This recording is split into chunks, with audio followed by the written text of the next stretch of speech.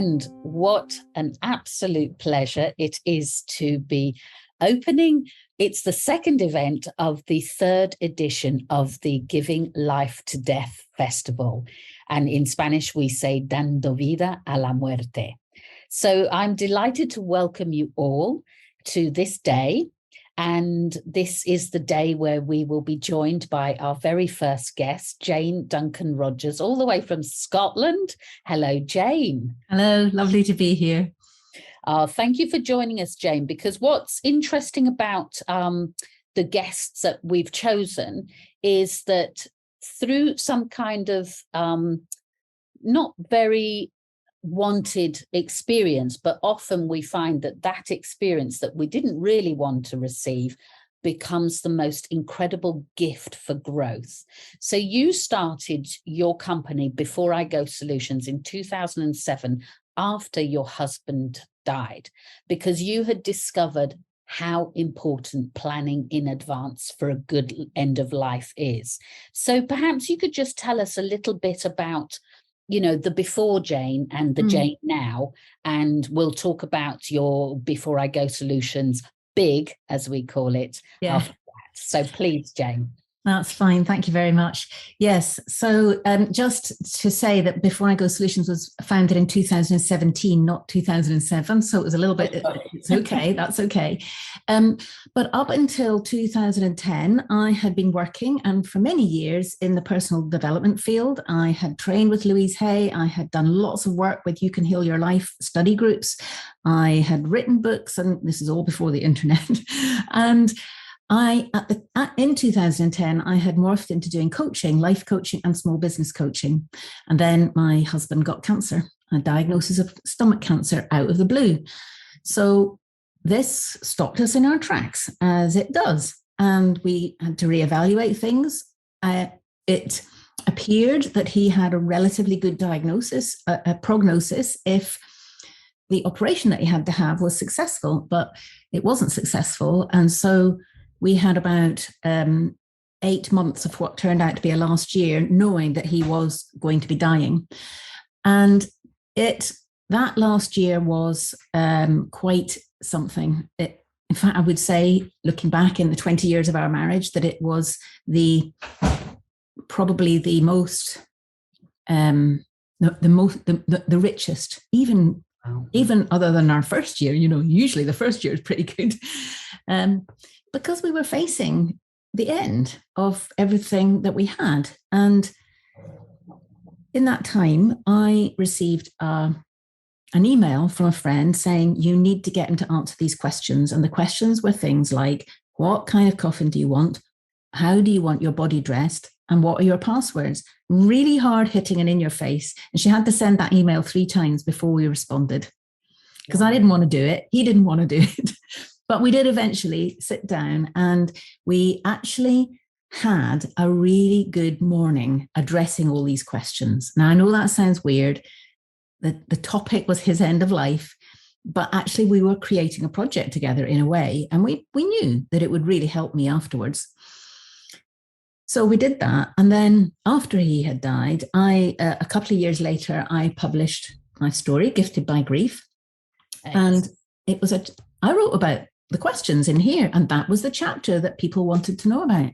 And in the space of about a week, people said, I think about 10 people said to me, I need to answer those questions too. So eventually I go, all right, okay. I put on a local workshop, it sold out.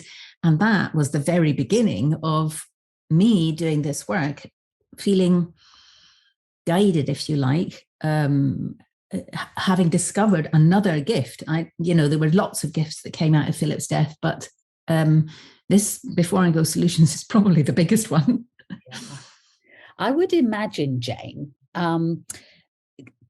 because I work in end of life, and so obviously for me as Glynis, it's very easy to discuss all of, the necessary things that do help. Yeah. Because when I meet families before the funeral that they've asked me to do for them, very little information do they have, firstly, on what celebrants do.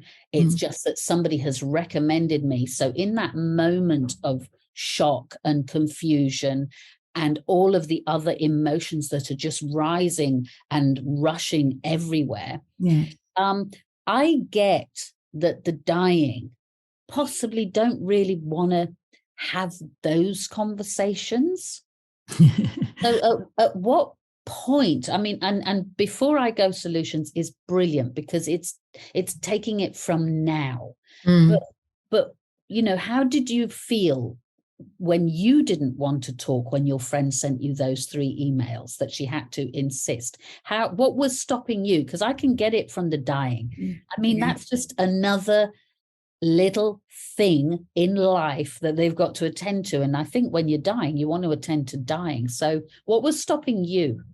What was stopping me was, I mean, it was the thought, dare I bring up this subject that is so in your face, and the practical things which if you take it one step further means that he's not going to be here anymore. Yeah. Dare I say these things? You know, I mean, what are your passwords? It means that he's not going to be here to access those accounts that are so important. But I'm so glad that we did. I did pluck up the courage but I did say to him, come on, we better do this because we need to get our friend off our back. You know, that was the motivation. Because she, by the way, has now trained with us as an end-of-life plan facilitator, which is wonderful, comes full circle in a way. But she was a long-standing friend who we trusted. But that was the motivation, to tell you the truth. And we were actually very surprised when we had a good time doing it. I mean, it doesn't sound possible, does it? But actually, that was my first experience, my own experience, but my first experience of what many other people have told me, and particularly couples, actually, when one person, it takes one person to have the courage and then to have a context within which to talk about it. If somebody's had a terminal diagnosis, then there's your context. It's a bit in your face. So that's why we are on a mission, if you like, to have people talk about this before it becomes in your face, like with a diagnosis, because it's a lot easier, because you're doing it in theory. You know, I mean, we all know we're going to die, but nobody pays attention to that, do they? We all know we're going to die. While you're not faced with it imminently, we're doing it in theory. We're planning ahead in theory. So that's what we encourage people to do, and that's what we mostly do. So. And in your book, which you've already explained and you touched upon, that came out of the experience. And I suppose a lot of people talk about writing, and especially if one is gifted to be able to write, to express themselves, it's a catharsis. But you talk about back door, front door. Can you elaborate on what you're talking about, what that means? Yeah, it's what I call front door, back door thinking. And basically, although I didn't realize this was what was happening at the time, when I reflected back, I realized this was what I was doing. I knew from my experience as a counselor and a coach, I had learned about bereavement, but nothing prepared me for the total slamming impact of this grief. It was just so strong and so painful. But I knew that the way to get through the feelings was to allow them to be there as fully as possible. Now, I knew that from my training. I knew Louise Hay had a famous saying, which is, what you feel, you can heal. So I held that as well in my head. What it actually meant in practice was that whenever I felt a horrible feeling, I had to let it be there. Now, that's the feeling coming knocking at the door. It literally knocks at the front door. This happens all the time, by the way, to everybody with all kinds of feelings. The ones that we like, we let in. We don't even think about it. Of course, we want them in our house. But the ones that we don't like, we tend to shut the door, close the curtains, put up the hatches, whatever, and try and keep it out. Now, that feeling that we don't want doesn't go away. It will hang around in the garden and it will find its way into the house one way or another eventually. Yeah.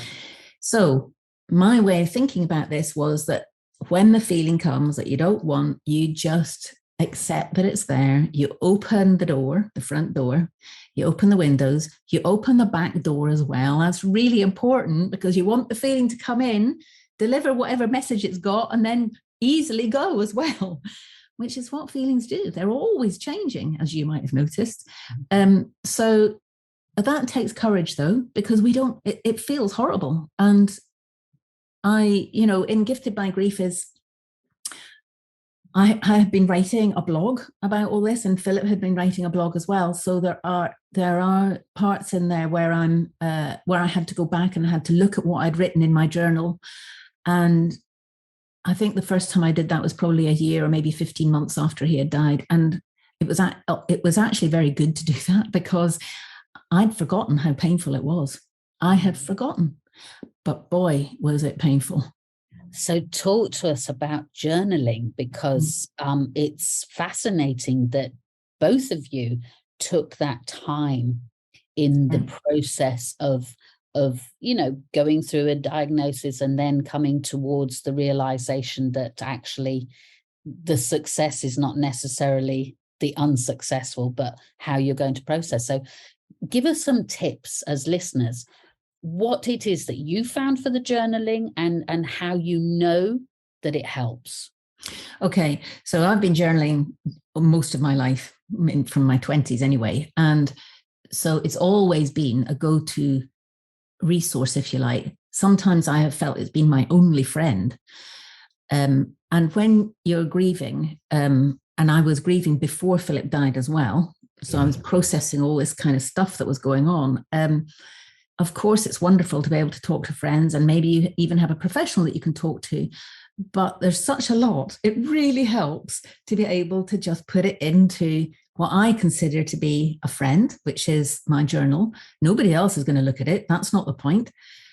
It's a place for me to get my feelings out on paper. Now, when I do that, written by hand, it's not the same typing it on the computer. Take it from me, I've tried, because I can type a lot faster than write. But anyway, in the journal, it doesn't matter if I can't read it. I just poured out my feelings, literally, quite often using colors, lots of swear words, lots of great big capitals, just to get it out, which sometimes, not always, but sometimes made me feel better. And because I never went back to read them. I only ever did that because of the research for the book. Because the point is not to necessarily go back and read them, although that's another way that you can use journaling if you want to. You can go back and see what you've learned. The point for me was to let go of the feelings that were coming, to let them go out the back door. So using the journal, if you like, was a way of doing that. Wow. I must say, I'm just about to be very radical, because my late mother, has got so many notebooks that I actually want to embrace that letting go. And I'm already imagining a fire. Yes, exactly. when we can do that, Let me say something about that journal, because people don't often think about this. If you are a journaling sort of person and you're preparing ahead, and in terms of the fact that one day you won't be here, if you don't want your journals read by somebody, you need to take care of it beforehand. Really important. Because it's quite possible they will be read. So that can be difficult.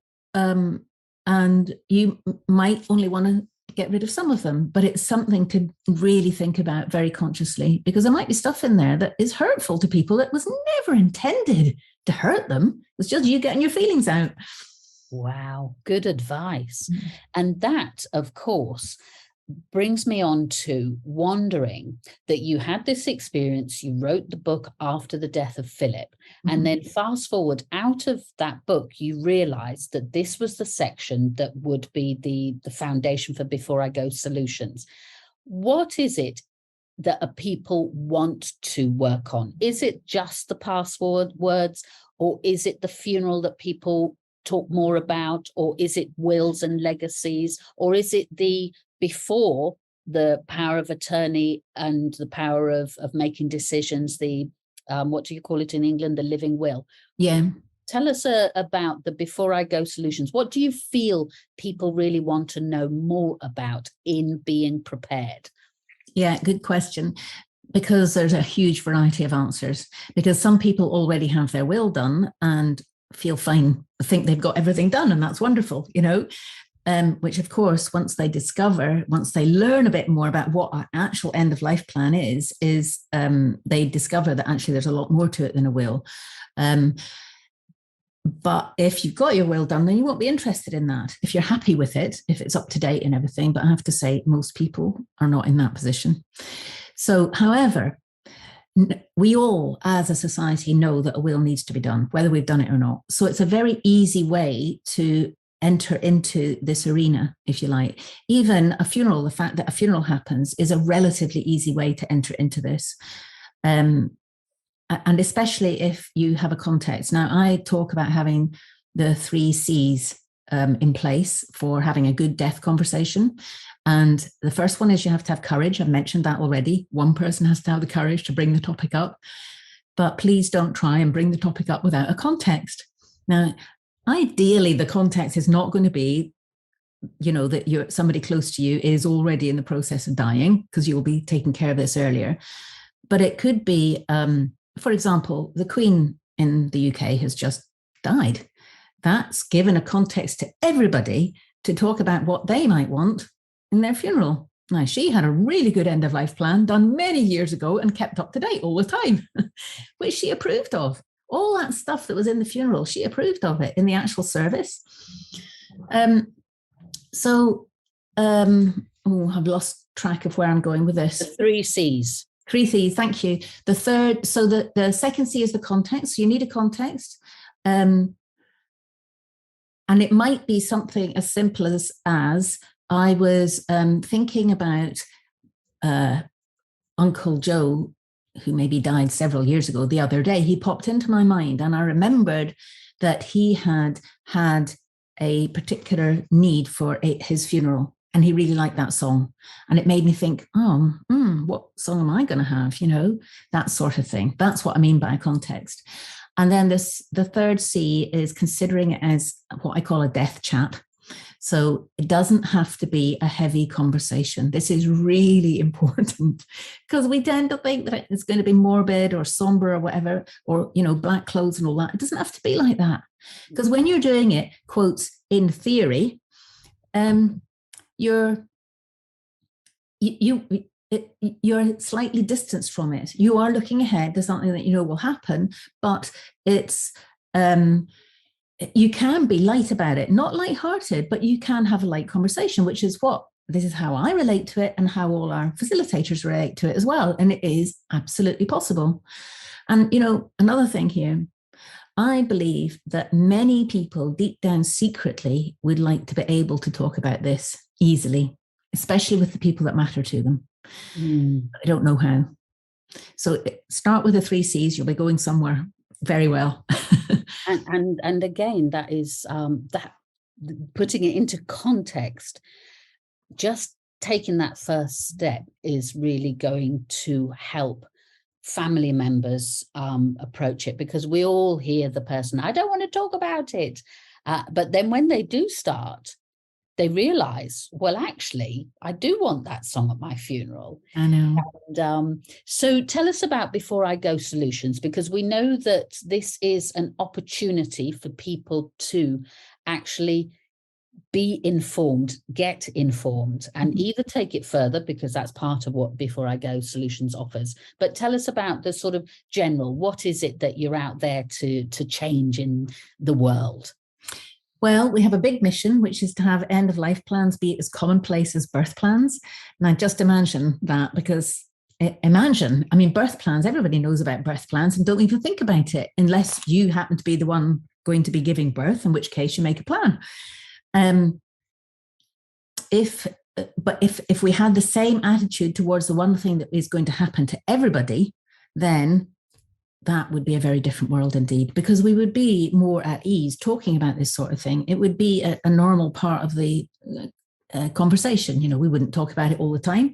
You don't talk about birth plans all the time either, do you? So that's our big mission. And within that is our main educational thrust, if you like, is to enable people to talk about dying, death, and grief more easily, more comfortably. And then, as a result of those conversations that they're able to have, to take action based on whatever decisions they made in those conversations. So say you're having a conversation about the content of a funeral, or what your passwords are, or how it is you would like to be treated or wouldn't like to be treated towards the end of your life. That's great that you're having the conversation. And there's another step. You need to get it written down, because if you're not here or you're not able to speak for yourself for whatever reason, then I can tell you right now, it's amazing. People's memories, they remember things in different ways. And that's why we need to have things written down. Wow, that is such great advice. That really is. It's quite interesting, the lack of preparation, even amongst the professionals attending to the sick.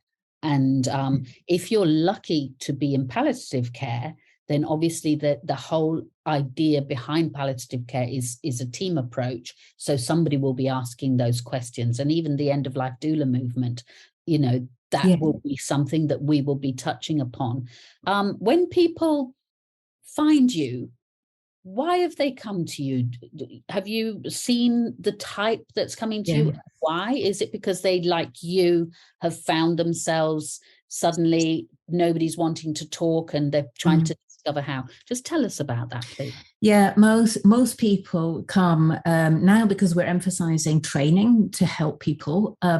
Most people are coming and they've had a personal experience somehow of somebody dying in their lives. Now, sometimes that can be an experience where the person had planned, and so they know how important it is because it's gone well. Much more often, they've had an experience where either the person died suddenly and there was no planning whatsoever in place, or they died over a period of time and there still was no planning in place. So it's still a mess. And so they've had their own experience of knowing how important this is, and also have their own desire to want to contribute to changing this, because this is a big cultural change that we're talking about here.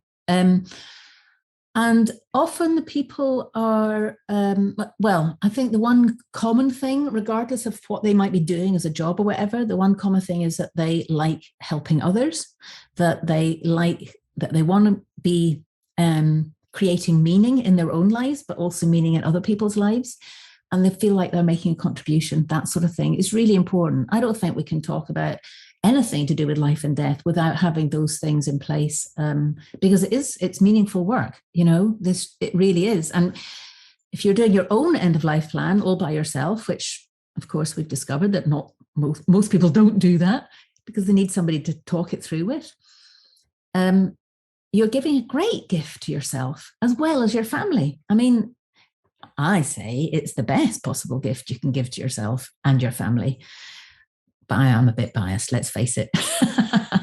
And we'll get onto that in a moment. But I would like to just let us look at the issue of having been prepared, then the grieving process is able to work its way through, because just seeing the mess that people have to deal with, that's taking away the energy that we need for the process of grieving. What do you find about that then? Yeah, no, it's absolutely essential, and people don't usually realize it until they're in the middle of it. And that's when they realize how important planning ahead is, but that's too late, of course. So I think when we're talking about natural, healthy grief, yes, it's going to be painful, but it absolutely does not need to be exacerbated by having to sort out administrative messes, having to try and find the one account that you need, or that would be there if only that person was still alive, or even to try and just get into their computer where everything is. I mean, really basic stuff. For example, I heard of the other day of a woman who had died suddenly at the age of 52. Now, that's pretty young. she was single. She didn't have any children or anything like that. And so it was her mum having to deal with it, which, as you can imagine, absolutely tragic. Now, made worse by the fact that her mum, this woman, had all her contacts on her phone, and her mum didn't know how to get into her phone. It's something as simple as that, but hugely impactful. Yeah. So that's why we go on about passwords, and even the ones that you completely forget that you use all the time, like for your phone or your computer or whatever. I know we're not supposed to tell anybody else these, but actually think about it like this. At least one other person needs to know, somebody that you trust, of course. Absolutely. That poor woman. I remember my sister, when her husband died last year, she knew he had quite a lot of money in an account, and he had always inferred, they hadn't talked about it, but he had inferred that she would know where to find the details. Oh, no.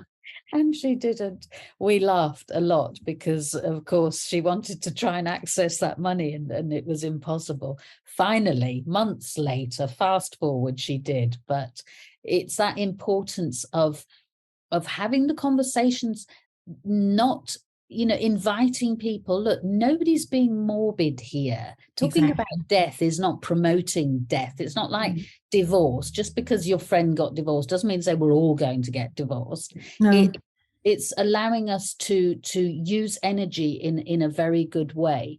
Tell us about your website then and your business, the practical side. So not for the trainers, we'll talk about that in a minute, but for the users, what can they get that's practical? Because I'm just thinking, are they going to get a massive book that they're going to fill out? Tell us about the resources, please. Yes, of course, because, it's really easy to get overwhelmed with this, and then you don't do anything. So that's rubbish.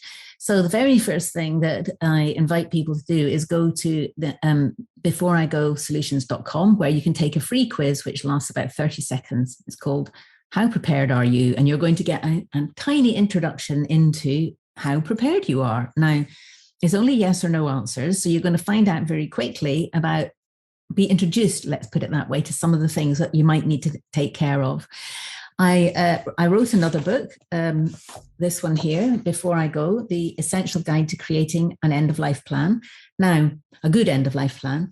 Now, if you were to read this book, which has all the thinking behind all the things that you need to know about, plus the second half is about what to do. If you actually did this, then you'd have your plan and you wouldn't need to worry about anything else. You can get that on Amazon. I have to say that most people don't do that. So there is a workbook that goes alongside that you can also get, that where it's just the questions, all the questions now, which they've been expanded a bit because I did some research. And then you write the answers in, or you type them in, and then you have your plan. So those are the easiest ways, the cheapest ways to do it. If you're not that kind of person who'll do that on your own, then you might want to do our online course, which is all online, and it's me, a mixture of videos and PDFs and things that you need to think about. You get a copy of the workbook, you can do that. And if you need help to do that, then that's where our facilitators come in. But it's all entirely possible. And actually, let's be really honest here. Everything that is in this book, right, and all our work is out there on the internet for free. It's all out there. It might be in different places. It might not be so easy to access and find, but it is. But people don't do it, which is what we're about, helping you do it, which that's what I really care about, is getting those questions answered.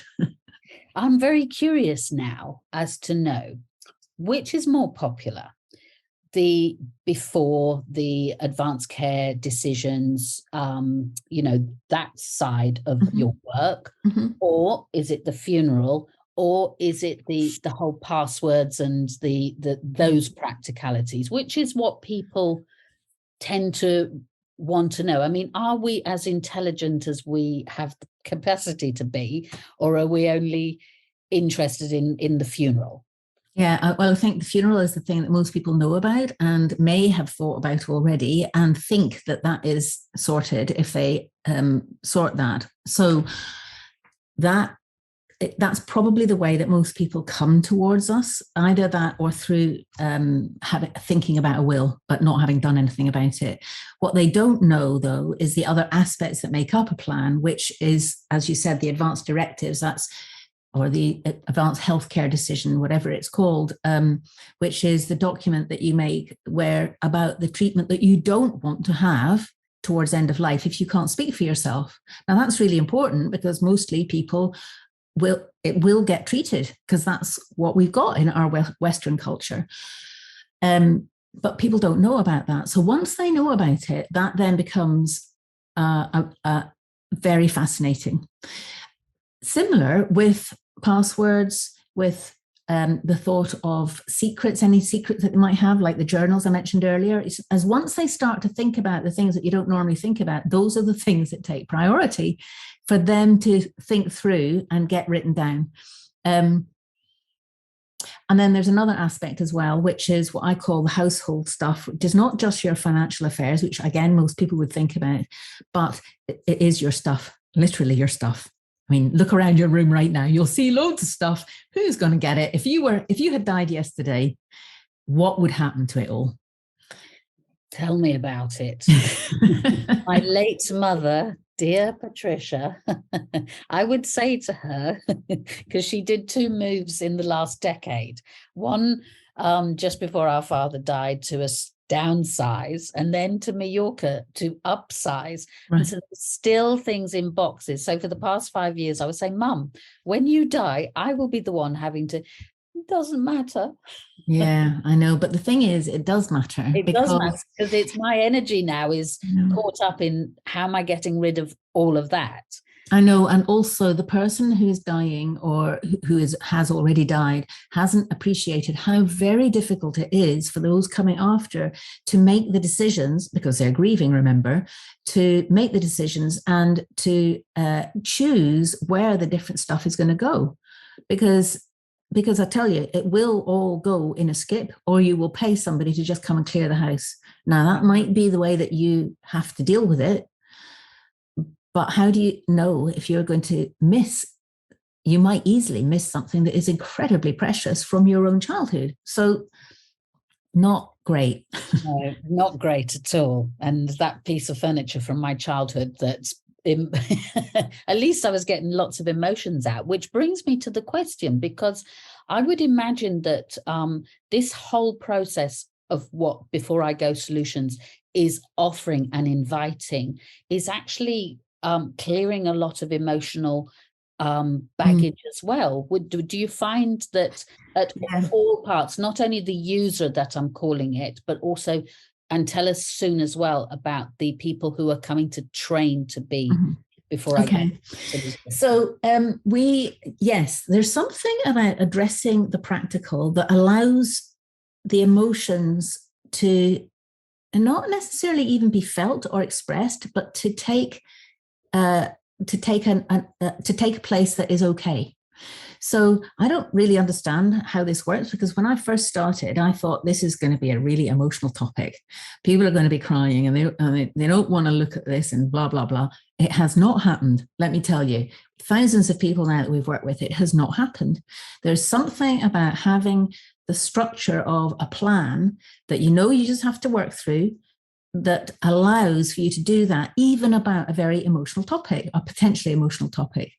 So although we do address that, for example, in our training, I can say more about that in a minute, it's not a big part of this. And that's what, if you think back to that original situation with me and Philip answering the questions, that was partly what I was afraid of, that, he wouldn't be able to face up to it, that we would be in tears and all this, and because it is a tragic situation. But it didn't happen. It was like the scaffolding around a house. In order to build a good house, you need to have scaffolding.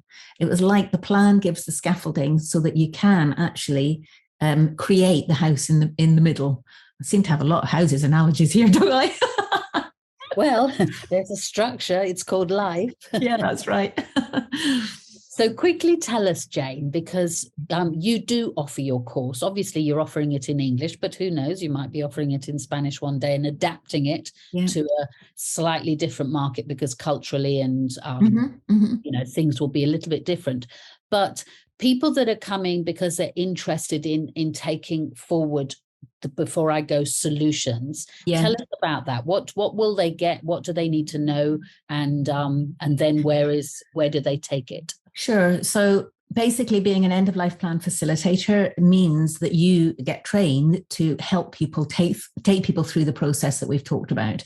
It means that you also get your own plan done, because that's the very first part. You can't practice as a licensed practitioner without having done that. So that's really good. In fact, that is one of the major things that draws people into it.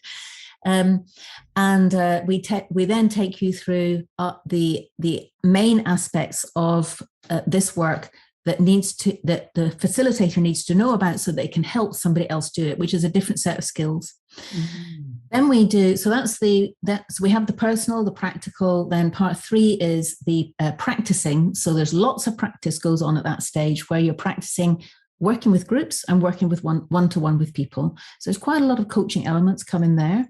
And then part 4 is the promoting. How are you going to get this out there? How are you going to actually be able to let people know that this is the work that you do, and attract them to work with you and get their end-of-life plan done, because that's the end result. So I talk all about it on, if you go to beforeigosolutions.com/info session, and I'm doing a live info session there that you can get an experience of me and ask questions if you want, or you can just sign up immediately, or you can book in to have a call with me beforehand if you want to, or our head trainer. We have a training team now. So brilliant. And what would you say is the profile person that's coming to do that for you? It'll be somebody who, as I mentioned before, they will like helping others. They could be in the caring professions. They might be already a coach or a counsellor, or sometimes we've had lawyers, later life lawyers interested, 1 or 2 financial advisors, or people who are already working in the end of life sector, maybe with senior people in one way or another, or have done that in the past. We have quite a lot of people who have had past work in the health sector in one way or another, but they're all keen on helping other people move from one place to another. So in this case, from having no plan to having a plan. And the way forward for Before I Go Solutions? The way forward. Oh, yes. Yeah. Well, we are growing. We're growing at the moment. That is our team of facilitators, our team of people who are getting plans done.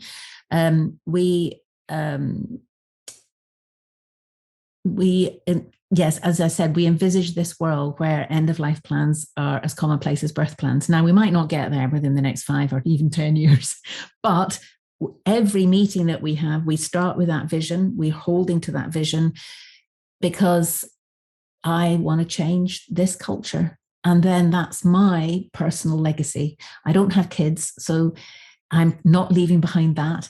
But I would be, when I die, leaving behind something that I felt I'd made a contribution to the world and made it a better place. And that's what floats my boat.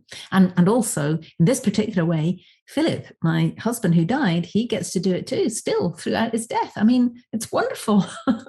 I know. And the inspiring thing is, thanks to Philip, Before I Go Solutions came along. Yeah. And Jane Duncan Rogers is now a Mrs. Jane. So the circle of life is just so rewarding when we're open to it. And I think that what Before I Go Solutions has shown us is, and thanks to that friend that insisted in a way that was filled with wisdom, because that friend recognized how important it was that she got you to address something fundamental at end of life. I always think that a terminal illness is a gift in disguise as well.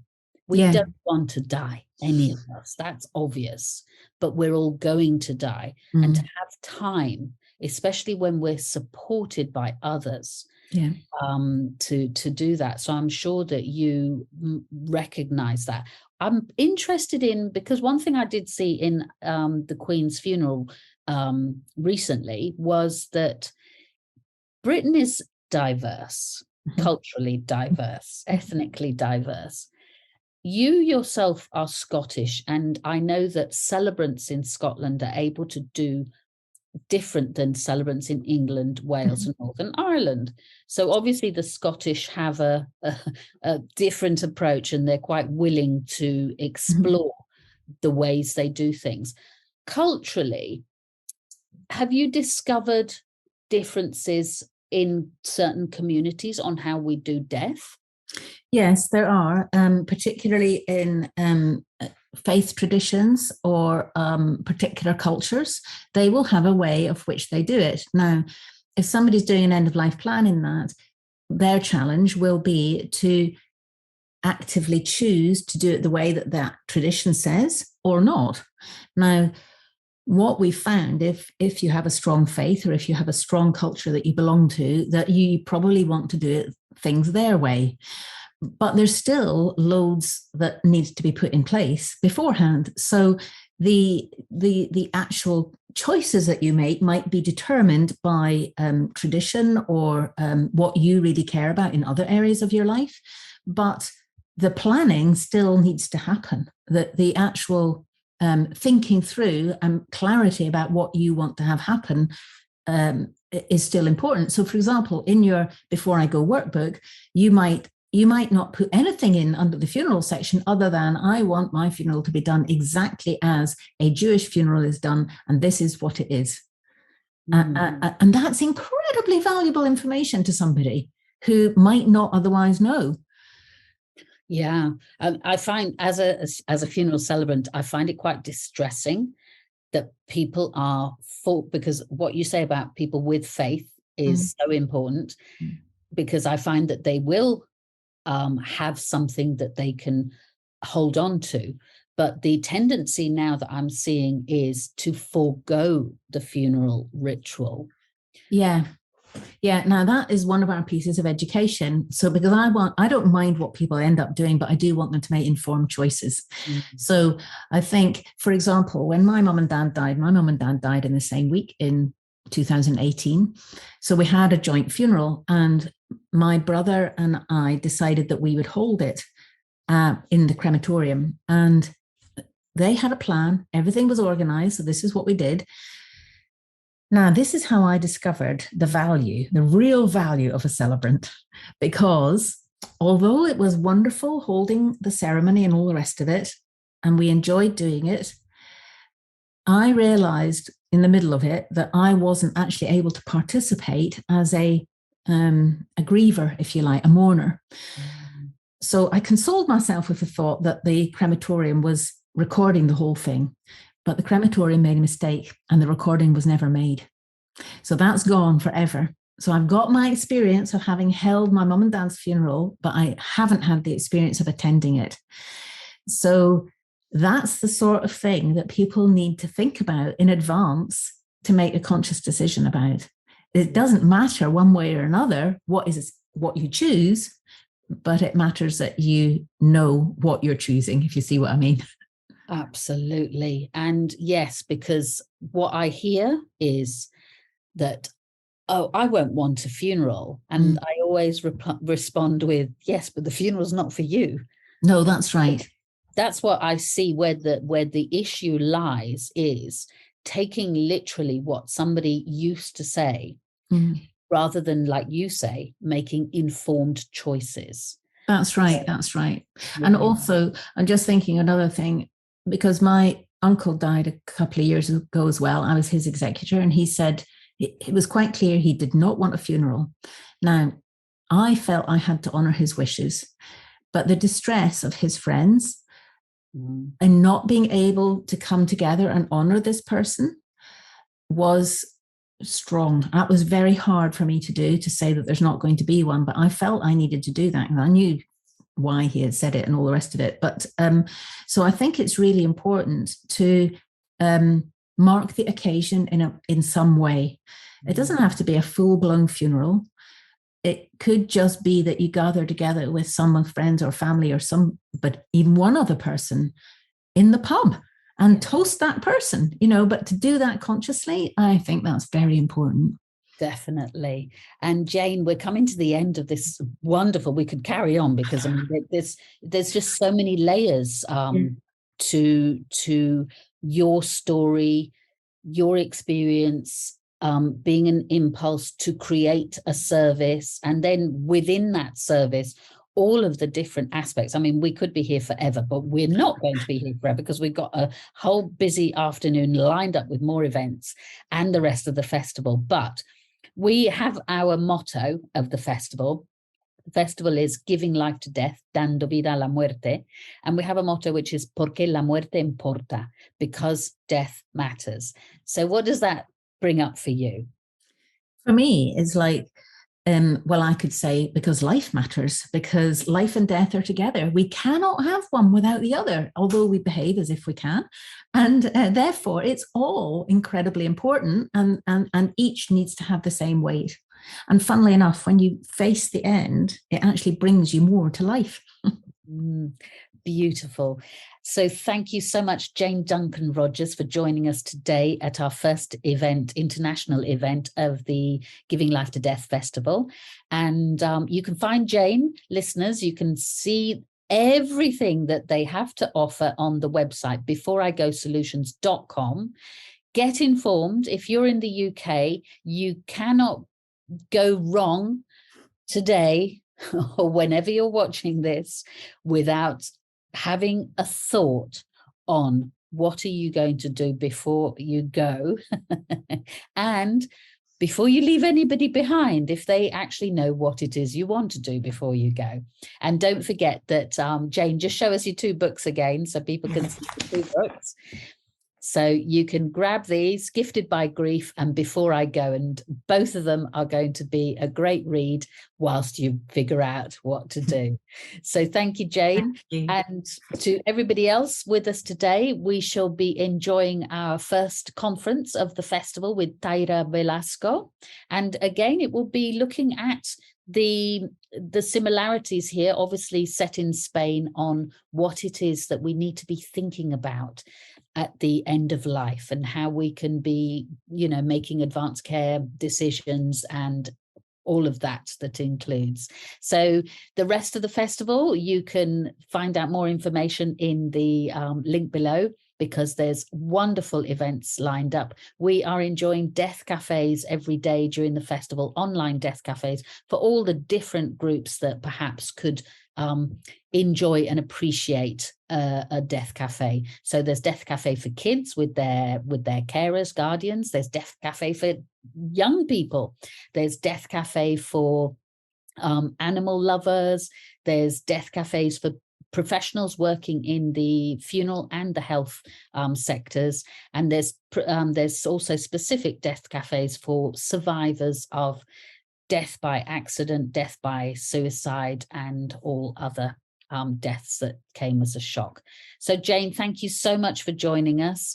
And to everybody watching, thank you for joining us as well.